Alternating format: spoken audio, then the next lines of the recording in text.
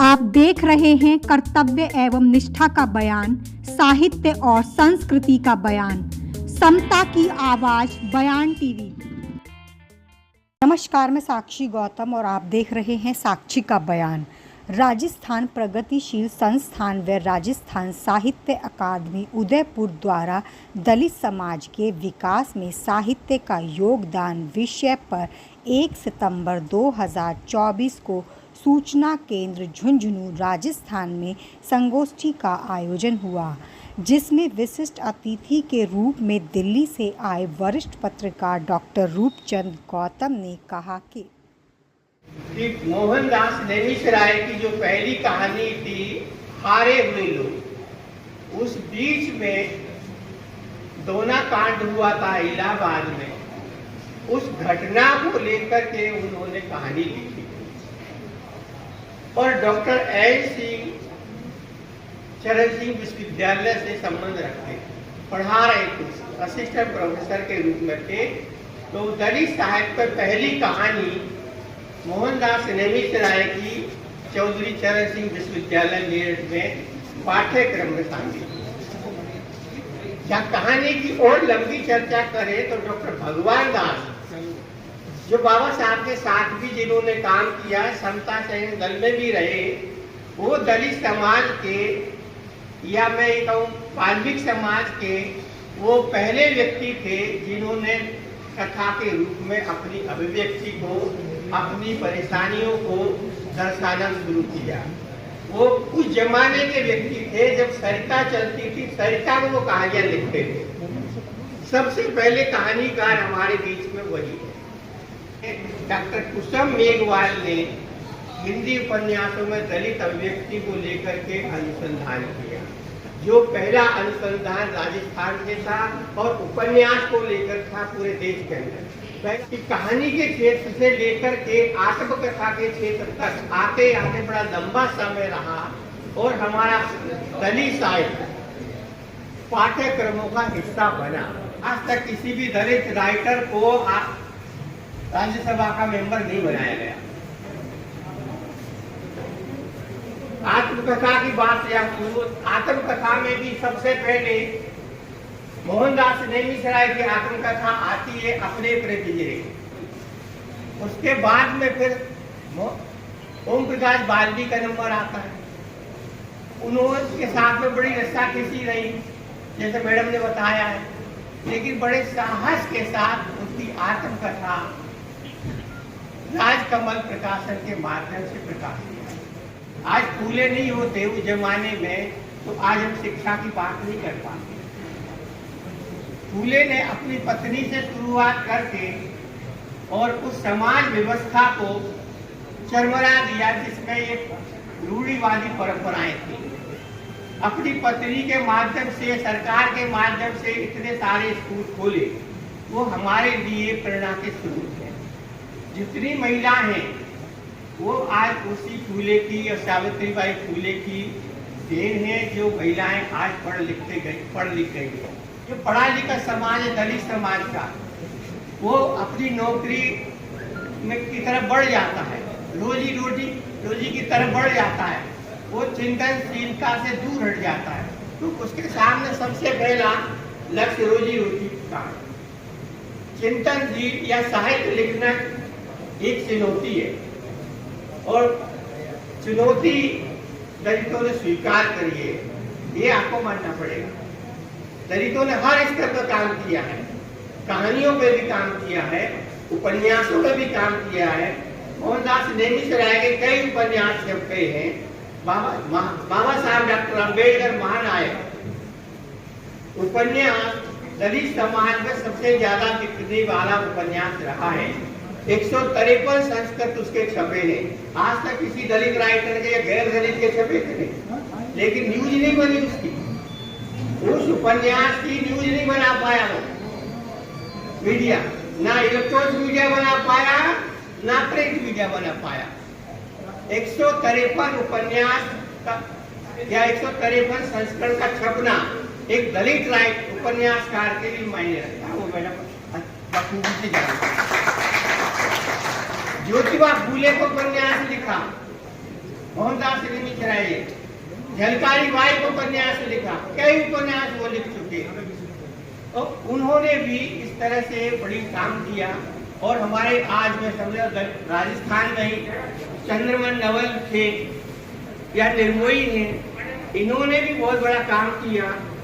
पन्नालाल प्रेमी थे, पत्रकारिता के क्षेत्र में जब तक जीवित रहे हकदार नाम का अखबार निकलता। शोध की बात, शोध में भी हमारे, अभी तो मैं आपसे यही कहूंगा जयपुर से, लेकिन हमारा आगरे के थे डॉक्टर D.R. जाटव, उन्होंने 1963 में बाबा साहब के दर्शन पे PhD करी। वो देश के पहले व्यक्ति थे बाबा साहब के दर्शन पे PhD करने वाले।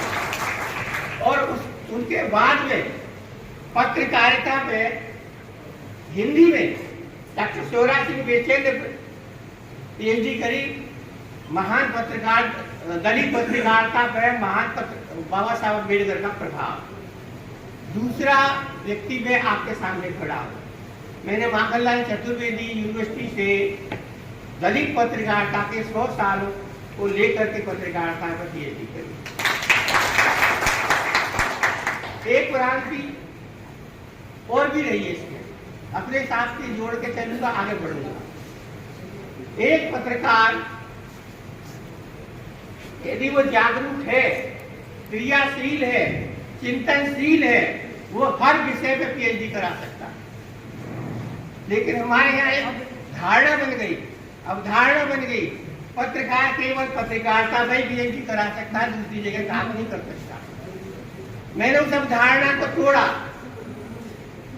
मौलाना आजाद मेडिकल कॉलेज, वहां से मैंने अपना शोध पत्र सबमिट किया। स्वास्थ्य नई सदी में समाज पर स्वास्थ्य पत्रकारिता का प्रभाव। तो ये पत्रकार हर डेस्क पे बैठेगा तो हर न्यूज से वो संबंध रखेगा। लेकिन कितने दलित पत्रकारों को गैर दलित पत्रकारों ने या विवादकों ने ऐसा मौका दिया, ये चिंतनीय विषय। जब तक उनको मौका ही नहीं मिलेगा तो वो कैसा अपना प्रदर्शन दिखा पाएंगे। तो मौका तो मिलना चाहिए ने। तो मौके के लिए ये और भी हमारे साथ में कई शोध हुए इस तरह के। उन शोधों को भी हम देखें तो बड़े अच्छे गंभीर शोध आए हैं, जिनसे ये निष्कर्ष निकलता है कि दलित साहित्य का समाज में क्या योगदान रहा। सारे शोधों को पढ़ें, अच्छी तरह से पढ़ें। आज शोध की प्रवृत्ति या आज शोध में गंभीरता घट गई, गंभीरता नहीं रही है। आज 5 थीसिस को फाड़ लो और एक तैयार हो जाती है। ये स्थिति आ गई हमारे बीच में। लेकिन दलित साहित्यकारों ने जो भी शोध कार्य किए हैं वो फाड़ फूड़ कर नहीं करे, वो अपने अनुभवों पे, अपने अध्ययन पे तैयार करे। चाहे उन्हें समय 5 साल का लगा, चाहे उन्हें 2 साल का लगा, ऐसा कोई शोध नहीं जो फाड़ फूड़ के तैयार किया गया। ये मेरे सामने प्रमाण कर सकता हूँ। जहाँ बाबा साहब की बात आती है तो बाबा साहब के विचार को लेकर के जो पत्रकारिता शुरू हुई, वो पत्रकारिता आज भी हमारे बीच में बहुत लंबे स्तर पर चिंतन और मनन की श्रेणी में खड़ी है। राजस्थान से ही लगभग 50 पत्रिकाएं निकली, जिनका मैंने अपनी पुस्तक में उल्लेख किया है। और उन 50 पत्रिकाओं में बाबा साहब डॉक्टर अम्बेडकर के विचार को आगे बढ़ाया। दिल्ली से कम 78 पत्रिकाएं निकली है। मैंने पूरे देश में जा करके दलित, पिछड़े और आदिवासी पत्रकारों को लेकर के शोध कार्य किए हैं, जो मेरे अम्बेडकर जनसंचार के रूप में 14 वॉल्यूम में वो तैयार है। ये हमारी बाबा साहब की पत्रकारिता की विकास यात्रा कहें या बाबा साहब के विचार को गति देने वाले दलित समाज के जागरूक लोग। लेकिन समय का अभाव है, तो मैं उतना नहीं कर पाऊंगा, तो और भी वक्ता है बोलने के लिए, तो लंबा समय था। एक विषय पे चलते। दैनिक भीम प्रज्ञा के संपादक हरीश पवार। आज के इस कार्यक्रम के विषय में प्रथम सत्र का जो विषय था उस पर मैं प्रकाश नहीं डालूंगा, क्योंकि मैं द्वितीय सत्र के पत्रवाचक के रूप में आप लोगों के उपस्थित हुआ हूं। समाज और साहित्य, जैसा समाज में दिखता है वैसा साहित्य में लिखा जाता है, परंतु कई बार ऐसा होता है जैसा समाज में दिखता है वैसा साहित्य में नहीं दिखता है। इस संदर्भ में मेरी विरोधाभासी कविता का एक पंक्तियां मैं आप लोगों के समक्ष में प्रस्तुत करूंगा।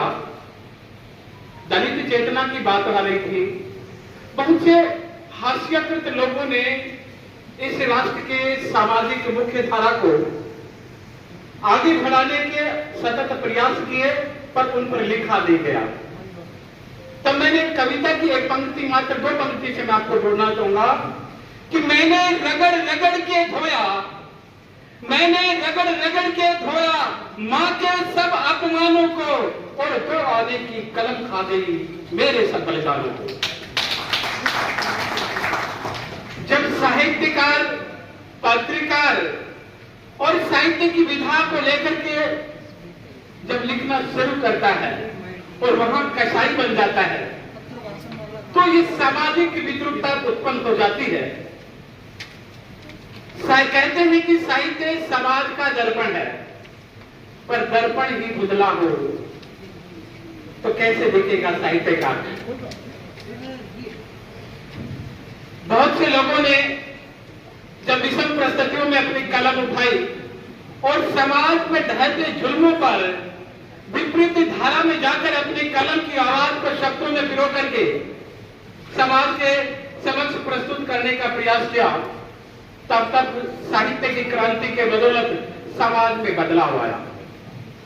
बहन भावना जी अपनी बात के प्रारंभ में कह रही थी कि सामाजिक विद्रूपताएं, सामाजिक विसंगतियां और इन विसंगतियों के खिलाफ कागज कलम और वर्तमान विधा की जो सोशल मीडिया के जो प्लेटफॉर्म है उस पर एक साहित्यकार का दायित्व बनता है उस सामाजिक विद्रूपताओं के, सामाजिक विसंगतियों के खिलाफ अपनी कागज कलम की ताकत से लड़ने की हिम्मत रखे। सच को सच कहने में हर्ज क्या है, सच को सच कहने में हर्ज क्या है, और एक कलमकार अपनी कलम से सच न कह सका तो फिर उसका फर्ज क्या है। हमें प्रयास करना चाहिए समाज में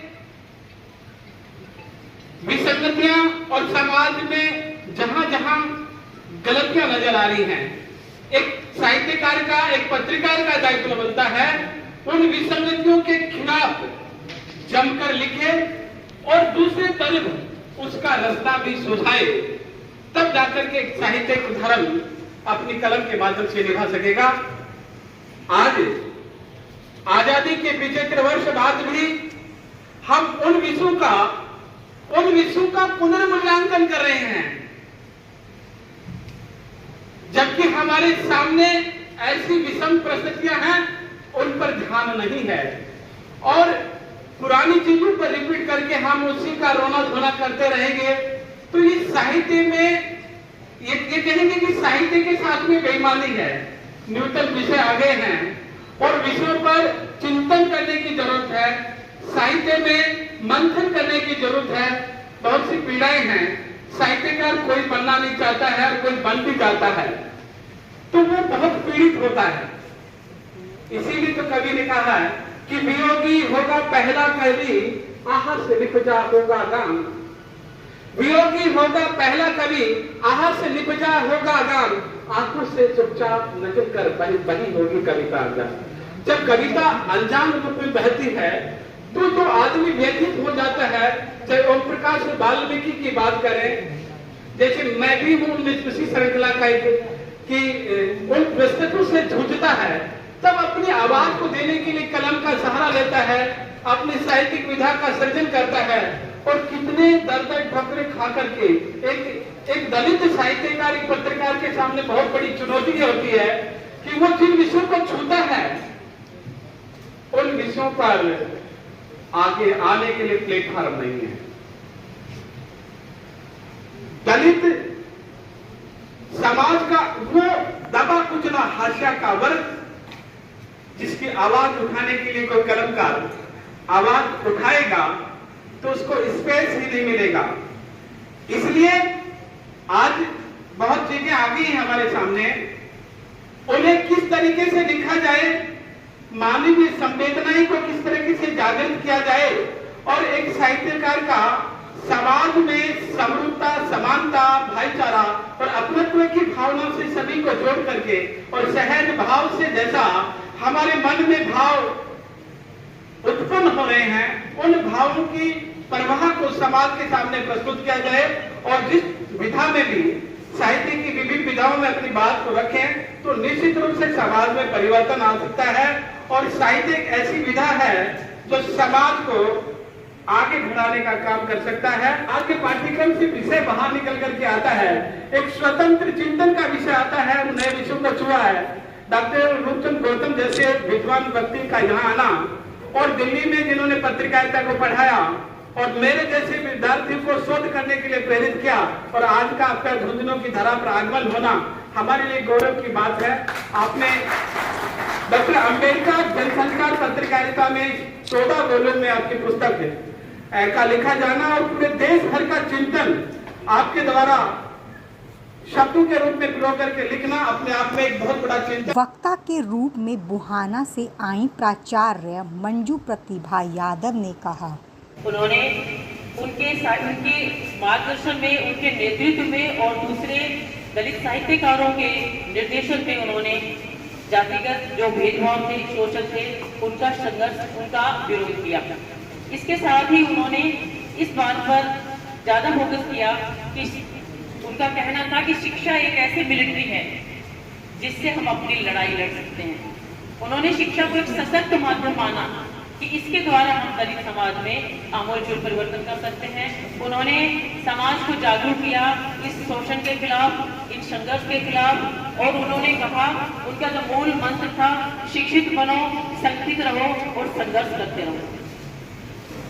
शिक्षा के ऊपर उनका था कि शिक्षा में यदि हम सशक्त अपनी अगली पीढ़ी को हम अपने शोषण के खिलाफ खड़ा करना चाहते हैं, उनको अधिकार दिलाना चाहते हैं और उनके हित के लिए कार्य करना चाहते हैं, तो हमें हमारा जो दलित साहित्य है इसमें शिक्षा का प्रचार प्रसार करना होगा और इसी के माध्यम से ये शिक्षा ये एक सशक्त माध्यम है कि हम अपने सभी के अधिकारों की मांग कर सकते हैं। इसी के साथ उन्होंने संगठन पर बल दिया कि संगठित रहो, संगठित रहने पर ही हम अपने अधिकारों की मांग कर सकेंगे। तो उनकी रचना, उनकी एक आत्मकथा वेटिंग फॉर ए वीजा, उसमें दलित समाज के संघर्षों को उन्होंने बहुत ही सजीव चित्रण किया है कि किस प्रकार से जो दलित वर्ग है वो कितनी पीड़ा, कितने शोषण का शिकार है। समाज को इससे अवगत कराया और न केवल दलित समाज को इसकी जानकारी दी बल्कि समाज के दूसरे वर्ग थे उनको सजीव चित्रण किया कि किस प्रकार से दलित समाज है वो शोषण का शिकार है। दूसरे वर्गों को भी इसमें उनकी सजीव चित्रण करके इसकी जानकारी दी। तो उनका उनके विशेष मार्गदर्शन में, उनके नेतृत्व में और दूसरे दलित साहित्यकारों के सहयोग से जो आगे अधिकारों की संरक्षा के लिए जो हमारे समुदाय में विशेष अधिकार मिले वो उन्हीं की देन है। इसके साथ ही ज्योतिबा फुले, उन्होंने भी जाति आधारित भेदभाव और शोषण के विरुद्ध अपनी आवाज उठाई। उनकी रचना गुलामगिरी, उन्होंने उनके माध्यम से दलितों की स्थिति का बहुत ही मार्मिक चित्रण किया है। और ज्योतिबा फुले द्वारा स्थापित सत्य शोधक समाज, उसमें उन्होंने सामाजिक न्याय और इसके लिए शिक्षा के लिए कार्य किया और उनका भी यही मानना था कि शिक्षा से ही बदलाव आएगा।